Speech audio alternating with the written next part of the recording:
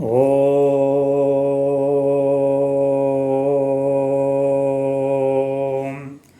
శ్రీరామ శ్రీమాత్రే నమః. ఓం శ్రీమద్భగవద్గీత జ్ఞానయోగం గురించి కొన్ని విషయాలు నాకు తెలిసినవి మీకందరకు తెలియపరచాలనే సత్సంకల్పంతో మీ ముందుకు వచ్చిన ప్రాంజలి ప్రభ తరఫున మల్లాపేడ రామకృష్ణ అగు నేను ఆ భగవంతుడు నా నోటి నుండి పలికినటువంటి పలుకులు మీకందరికీ తెలియపరచాలని మీ ముందుకు వచ్చాను. ఇందులో భగవద్గీత అనే విషయమే మనకెంతో గొప్పగా ఉంటుంది. భగవంతుడు గీత మనకు బోధించాడు. ఆ గీతలో ఏమేమి ఉన్నాయి, ఎలా ఉన్నాయి, ఏమేం కథలున్నాయి అనేవి ఆలోచిస్తే గీత అంతా ఒక ఎత్తు, గీత విషయాన్ని అర్థం చేసుకోవడం మరో ఎత్తు. ఏది ఏమైనప్పటికీ పరమాత్మను అందుకోవాలని కాక్షించే వారెవరైనా సరే ఈ జ్ఞాన మార్గమునే సింహద్వారం గుండా ప్రయాణం చేయాల్సిందే. నీ ఇంటిలో వెళ్ళేటప్పుడు సింహద్వారం గుండా వెళ్తావు కదా, పక్క ద్వారం గుండా వెళ్ళవు కదా. అంటే సింహద్వారం అనేది నీ ఇంటికి ముఖం ఏ విధంగా ఉంటుందో, నీ మనసు జ్ఞానం చెందాలి అన్నా, శాంతి పడాలన్నా, అనుగ్రహం కలగాలన్నా, ఒక దేవుని మీద నమ్మకం కుదరాలన్నా ఈ పరమాత్ముడు తెలిపినటువంటి భగవద్గీతను నిత్యము చదువుతూ ఆరాధిస్తే దానిలో ఉన్నటువంటి గొప్పతనాన్ని మనం తెలుసుకోగలుగుతాము. ఆ పరమాత్ముడి యొక్క లీలన్నీ మనకు తెలుస్తూ ఉంటాయి. అందుకే జ్ఞానము మనిషికి శోభనిస్తుంది. ఈ శోభ వల్ల మనిషికి శాంతి చేకూరుతుంది. ఈ శాంతి వల్ల ప్రకృతి సహకరిస్తుంది. ప్రకృతి సహకరించినప్పుడు సమయ సందర్భంగా మన తోటి వారికి మంచి శుభ సౌకర్యాలు కలిగించే విధంగా నీ మాట వాక్కు సద్వినియోగం చేసుకునే విధంగా ఉంటుంది. నీ చుట్టూ ఉన్న వారి మనసు ప్రశాంతంగా ఎంత బాగా చెప్పారు, ఈ మహానుభావుడు భగవద్గీత తెలియపరుస్తున్నాడు అని అనుకునే విధంగా నీ మనసు ప్రశాంతపడే విధంగా ప్రతి ఒక్కరు కూడా ఆ వాక్కును అనుకరించి ఆ దైవాన్ని తలుస్తూ ముందుకు పోవాలే తప్ప ఇది నా అనే భావన ఎట్టి పరిస్థితిలో రాకుండా జీవించాలి. ఇప్పుడు దేన్నైనా మనం గుర్తించగలుగుతాము. ఇదేని గుర్తించగలుగుతాము? ఒక విషయం గుర్తుపట్టుకోండి. దారిలో పోతున్నాడు, మనిషి పోతున్నాడు, ఓహో మనిషి పోతున్నాడు అనుకుంటాం. అదే చీకట్లో మనిషి పోతున్నాడు అంటే ఒక్కరో అనుమానం వస్తుంది. ఎందుకంటే ఆ చీకట్లో మనిషి పోతున్నాడా లేక ఎవరైనా పోతున్నారా, ఏదో దెయ్యం పోతుందా అనేది మనం పరిపరి విధాలుగా వాంఛలుగా మన మనసును ఛేదిస్తూ ఉంటుంది. ఈ వాంఛలన్నిటికీ మూలం భగవద్గీత తీర్మానం చేసి చూపించింది. కాబట్టి భగవద్గీత ప్రతి ఒక్కరూ తెలుసుకోవాలి. ఆ భగవద్గీతలో ఉన్నటువంటి మకరందాన్ని తుమ్మెద ఏ విధంగా పువ్వులో తుమ్మెద ఏ విధంగా ఆకర్షిస్తుందో అదేవిధంగా ఈ భగవద్గీతల యొక్క మహత్యాన్ని ప్రతి ఒక్కరూ తెలుసుకోవాలనే ఆకాంక్షతో మీకు తెలియపరుస్తున్నాను. ఇప్పుడు వెదురు కర్రకు పొడవును బట్టి లావును బట్టి దాని యొక్క విలువ మనం తెలుసుకోగలుగుతాము. అట్లాగే చెరకు గడ రసాన్ని బట్టి విలువ తెలుసుకోగలుగుతాము. అట్లాగే పాలకు వెన్నను బట్టి విలువ తెలుసుకోగలుగుతాము. అలాగే మనిషి జ్ఞానాన్ని బట్టి విలువ. జ్ఞానం వంటి పవిత్రమైన వస్తువు మరొకటి లేదు. అజ్ఞానాన్ని తరిమేటువంటి విద్యే జ్ఞానము. ఆ జ్ఞానాన్ని పట్టుకుంటే చాలు, అజ్ఞానమంతా నీ చేరికి దరిదాపులోకి రాదు. కాబట్టి సహిజ్ఞానమే సదృశం పవిత్ర మిహ విద్యత్ అని అధ్యాయంలోనే చెప్పబడ్డారు. అయితే ఎంతకు జ్ఞానం అంటే ఏమిటి అనేది నీకు అనుమానం రావచ్చు. అంతటా ఆత్మను దర్శించగలుగోవటమే, అంతటా ఏకమైన ఆత్మను దర్శించడమే, అదే జ్ఞానం. అందరిలో అన్నిట్లో ఉన్న సత్యవస్తువును దర్శించడమే జ్ఞానం. ఆత్మ తానేనని తెలియుట కూడా జ్ఞానమే. ఆత్మ పరమాత్మని గ్రహించుట కూడా జ్ఞానమే. ఈ జ్ఞాన విజ్ఞాన సిద్ధికి భగవద్గీత మార్గము మనకు తెలియపరిచింది. ఆ భగవద్గీత మార్గములో జ్ఞానయోగముగా 4వ అధ్యాయంగా మనకు భగవంతుడు తెలియపరిచాడు. 4వ అధ్యాయంలో మనకు మొత్తము 42 శ్లోకాలుగా 42 శ్లోకాలలో 4 విధాలుగా మనకు వివరించారు. మొదటిది దివ్య జన్మ ప్రకరణము 1 నుంచి 11వ శ్లోకం వరకు. రెండవది దివ్య కర్మ ప్రకరణము 12వ శ్లోకం నుంచి 22వ శ్లోకం వరకు. మూడవది యజ్ఞ ప్రకరణము 23 నుండి 33వ శ్లోకం వరకు. నాలుగవది జ్ఞాన ప్రకరణము 34 నుండి 42వ శ్లోకం వరకు మనకి భగవంతుడు తెలియపరిచాడు. ఇందులో దివ్య జన్మ ప్రకరణము 1 నుండి 11 శ్లోకాల వరకు ఉన్నటువంటి క్లుప్త విజ్ఞానాన్ని మనకు తెలుసుకుందాము. అంటే ఇది భగవదవతార సిద్ధాంతము. ఇది ప్రసంగాన వశత్తు వచ్చినట్లుగా ఉంటుంది, కానీ భగవానుడు చెప్పాలని ఇది దివ్య జన్మ రహస్యాన్ని చెప్పాడు. తానెవరో తన యథార్థ స్వరూపం ఏమిటో వివరించడం జరిగింది. ఎందుకిలా భగవానుడు తన గొప్పతనాన్ని తానే చెప్పుకోవడం జరిగింది అనేది మనం ప్రతి ఒక్కరు కూడా ఆలోచించుకోవాలి. ఎందుకంటే శిష్యునికి గురువు పట్ల భక్తి, శ్రద్ధ, విశ్వాసం, గౌరవం, సేవాభావం ఉంచాలి. ఇవి లౌకిక విద్యలకు సంబంధించినంత వరకు ముఖ్యం కాకపోవచ్చు, కానీ ఆధ్యాత్మిక విద్యను, బ్రహ్మ విద్యను నేర్చుకోవాలంటే ఇవి ఎంతో అవసరం. గురువు చెప్పే విద్యకు శిష్యుని హృదయంలో నాటుకుపోవాలి.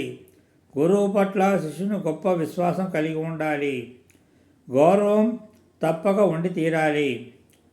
ఇక్కడ శ్రీకృష్ణుడు అర్జునుడు సారథి, మిత్రుడు, బంధువు, వయస్సుడు కనుక అర్జునుడికి శ్రీకృష్ణుని పట్ల చనువు ఏర్పడింది. కానీ భక్తి, శ్రద్ధ, గౌరవం అంతగా లేకపోవచ్చు. అవి ఉంటేనే శ్రీకృష్ణుడు బోధించే జ్ఞానాన్ని అందుకోగలుగుతాడు.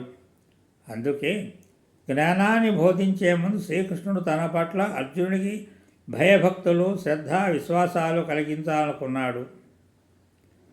అందుకే ప్రసంగం ఇలా సాగింది. తాను కేవలం మానవమిత్రుడు కాదని, భగవంతుడని తెలియజెప్పాడు. తన జన్మ ప్రకరణాన్ని భగవానుడు తెలియజేయడం కూడా జరిగింది. అంటే ఇక్కడ భగవంతుడు అర్జునుడికి తెలియపరిచాడు. ఏమని? నేను నీకు మిత్రుణ్ణి, నేను చెప్పేవన్నీ కూడా నీకు మంచి విషయాలే.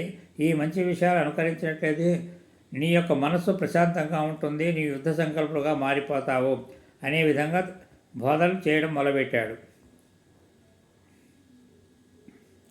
నవీన విషయాలు ఎంత యుక్తాయుక్తముగా ఉన్నప్పటికీ వాడి పట్ల శిష్యుని మనస్సులో గాఢ ముద్ర పడుతుంది. వాడి ప్రాచీనతను జోడించాలి. ఇవన్నీ శృతులలో చెప్పని విషయాలే, భావన కలగాలి. అందుకే తాను చెప్పే కర్మయోగం, కర్మ సిద్ధాంతం ఎప్పుడో ఆది కాలంలో సూర్యుని బోధించాడు. అదే విషయంలో భగవానుడు ప్రసంగాన్ని ప్రారంభించి ఈ కర్మయాగం ఇప్పటిది కాదు, పురాతనమైనది అని మనకు తెలియపరిచాడు. మొదటిగా సూర్యునికి బోధించినటువంటి తానెవరో తెలియజేశాడు భగవానుడు. ఇది దివ్య జన్మ ప్రకరణంగా మనకు గుర్తించబడింది. ఇంకా రెండోది దివ్య కర్మ ప్రకరణం. ఈ దివ్య కర్మ ప్రకరణం అంటే చెప్పుకొస్తున్న క్రమాగత విషయము నిష్కామ కర్మయోగం. కర్మను కర్మగా కాక కర్మయోగంగా ఆచరించాలి. యజ్ఞభావంతో చేయాలి. అప్పుడే అవి దివ్య కర్మలు అవుతాయి. ఆ స్థాయిలో అవి జ్ఞానానికి సాధనలు అవుతాయి. నిస్వార్థ బుద్ధితో, త్యాగభావంతో చేసే కర్మలే యజ్ఞకర్మలు. మన పొట్ట నింపుకోవడం కోసం, మన కుటుంబాన్ని పోషించుకోవడం కోసం, మన కీర్తి ప్రతిష్టల కోసం, మన కోరికలు తీర్చుకోవడం కోసం చేసే కర్మలు దివ్య కర్మలు కాజాలవు. పైగా అవి మనసు బోధిస్తాయి. ఇతరుల మేలు కోసం, లోక కళ్యాణం కోసం చేసే నిస్వార్థ కర్మలే దివ్య కర్మలు. ఇట్టి కర్మలను ఎలా చేయాలో తెలియజేసే ప్రకరణమే దివ్య కర్మ ప్రకరణ అని మనకు శ్రీమద్ భగవద్గీతలో జ్ఞానయోగంలో మనకి 12వ శ్లోకం నుంచి మనకు తెలియపరిచాడు శ్రీకృష్ణ పరమాత్ముడు మనకు. ఇంకా యజ్ఞ ప్రకరణ అనేది యజ్ఞాలంటే హోమగుండాలు, సమిధలు, నెయ్యి, ఋత్విజులు, మంత్రాలు, సమారాధనలు కాదు. భావన విశేషంతో చేసే ప్రతి పని యజ్ఞమే. ఈ ప్రకరణలో రకరకాల యజ్ఞాలు చెప్పబడ్డాయి. అన్నింటిలోనూ శ్రేష్టమైనది జ్ఞానయజ్ఞమేనని భగవానుడు మనకు తెలియపరిచారు. ఈ యజ్ఞాలన్నీ కర్మల వల్ల జీవించినవని, వేదాలలో విస్తారంగా చెప్పబడినవేనని కూడా భగవానుడు మనకు తెలియపరిచాడు.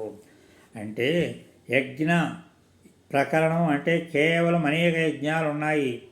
అంటే ఇక్కడ బ్రహ్మయజ్ఞమని, వాజపేయ యజ్ఞమని, భూయజ్ఞమని, ధనయజ్ఞమని, శ్రీకృష్ణ యజ్ఞమని అలా రకరకాల యజ్ఞాలు ఉన్నప్పటికీ కూడా ఈ యజ్ఞాలన్నింటిలో కూడా జ్ఞానయజ్ఞమే ముఖ్యమైనది అనే విషయాన్ని ప్రతి ఒక్కరూ గమనించాలి. ఇక జ్ఞాన ప్రకరణ. యజ్ఞాచరణ చేసిన వానికి భగవంతునితో సంబంధం ఏర్పడుతుంది. ఆ సంబంధం ఏర్పడటానికి కావలసిన జ్ఞానం లభించేది ఈ యజ్ఞ కర్మాచరణ వలననే. కర్మ రహస్యాన్ని గుర్తెరిగిన వాడు పరమాత్మ జ్ఞానాన్ని పొందగలుగుతాడు. ఈ స్థితిలో కర్మ వేరు, బ్రహ్మము వేరు అనే తేడా లేదు. కర్మయే బ్రహ్మము, బ్రహ్మయే కర్మ, అదే బ్రహ్మకర్మ సమాధి అని 4 ప్రకరణలతో 4 అధ్యాయములు ప్రకటించడం జరిగింది మనకు భగవంతుడు. నిష్కామ కర్మయోగం ద్వారా లోపలి వాసనలు క్షయం చేసుకునే పద్ధతి 3వ అధ్యాయంలో చెప్పబడింది. కానీ నిష్కామ కర్మయోగ ఆచరణకు ఏదో అడ్డు పడుతున్నది. అదేమిటో? అది కామం. మరి ఆ కామాన్ని జయించడం ఎట్లా? లోపలే ఉన్న భగవంతుని తెలుసుకొని కామాన్ని జయించాలి. అది కూడా 3వ అధ్యాయంలో మనకు తెలియపరచడం జరిగింది. అయితే భగవంతుణ్ణి కలుసుకోవడం ఎలాగా? తెలుసుకొని కామాన్ని జయించడం ఎలాగా? ఈ విషయాలను జ్ఞానయోగం చెప్పబడుతున్నది. ఈ అధ్యాయానికి చాలా పేర్లున్నాయి. అందులో అవతార యోగం అన్నారు, అవతార జ్ఞానయోగం అన్నారు, జ్ఞాన విభాగ యోగం అన్నారు, కర్మ బ్రహ్మార్పణ యోగం అన్నారు, జన్మ కర్మ యజ్ఞ జ్ఞానయోగం అన్నారు, జ్ఞాన కర్మ సన్యాస యోగం అని రకరకాల పేర్లతో మనకు పిలువబడుతూ ఉన్నటువంటి భగవద్గీత 4వ అధ్యాయంలో కర్మ జ్ఞానయోగంగా మనకి తెలియపరుస్తున్నారు. భగవంతుని అవతార విశేషాల గురించి చెప్పినందున అవతార యోగమని కూడా అన్నారు. అవతార జ్ఞానయోగమని, జ్ఞానమే ప్రధానంగా చెప్పినందున జ్ఞానయోగమని, కర్మలను భగవతార్పణ చేసే విధానాన్ని చెప్పిన వల్ల కర్మ బ్రహ్మార్పణమని 4 ప్రకరణలుగా చెప్పబడింది. జన్మ యజ్ఞ జ్ఞాన యోగమని సకామ కర్మను చేసే కర్మఫలం బంధమే కూర్చుంటుంది. అదే నిష్కామంగా చేస్తే కర్మఫలం కాదు. కనుక జ్ఞానంతో కర్మను చేసే కర్మఫలాన్ని సన్యసించే ఉపాయం చెప్పబడింది. కనుక జ్ఞాన కర్మ సన్యాస యోగం అని పేరు కూడా ఈ జ్ఞానయోగానికి మనకి తెలుస్తున్నది. ఇంకా తరితి శోకం ఆత్మనిత్. ఆత్మవిధుడు శ్లోకాన్ని తరిస్తాడు అని ఛందోబస్తులో మనకు తెలియపరిచింది. అంటే శోకం తొలగాలంటే జ్ఞానం వల్లనే, జ్ఞానం పొందాలంటే సాధన వల్లనే, సాధన అనేది కర్మయోగం వలనే, కర్మయోగం వలనే చిత్తశుద్ధి ఏర్పడుతుంది. ఈ చిత్తశుద్ధి కలిగితే బుద్ధి సూక్ష్మంగా పనిచేస్తుంది. బుద్ధి సూక్ష్మంగా పనిచేయటం వలన ఆత్మజ్ఞానం పొందగలుగుతారు. అవగాహన పెరుగుతుంది. అన్ని విషయాలు అర్థమవుతాయి. నిష్కామ కర్మయోగము జ్ఞానానికి, ఆత్మజ్ఞానానికి, నేను ఆత్మను గ్రహించే జ్ఞానానికి దారి తీస్తుంది. అలా గ్రహించిన విధానమే ఆత్మవిత్, విధుడు. అట్టి ఆత్మవిధుడే శోకాన్ని తరిస్తాడు. ఇది నిష్కామ కర్మయోగం విశిష్టత, ఆవశ్యకత అనే విషయాలు మనకు తెలియపరిచారు. అయితే ఇంతవరకు చెప్పిన కర్మయోగం శ్రీకృష్ణుని చేత ఇప్పుడే స్వయంగా చెప్పబడిందా? కల్పించి ఊహించి చెప్పబడిందా? లేక పరంపరగా ఉన్నదానిని చెప్పిందా? ఇది అర్జునుడి సందేహం ఏర్పడింది. ఈ సందేహాన్ని తీర్చుటకే, ఈ రహస్యాన్ని ఛేదించుటకు శ్రీకృష్ణ పరమాత్ముడు జ్ఞానయోగంలో మొదటి శ్లోకం ద్వారా మనకందరికీ తెలియపరిచాడు. ఈ విషయాలన్నీ కూడా విన్నవారు వారు ఆయురారోగ్యాల ఐశ్వర్యంతో ఆ శ్రీకృష్ణ పరమాత్ముని దీవెనలు అందాలని, మీ అందరికీ శుభం కలగాలని, శుభం భూయాత్. ఓం శ్రీరామ శ్రీమాత్రే నమః.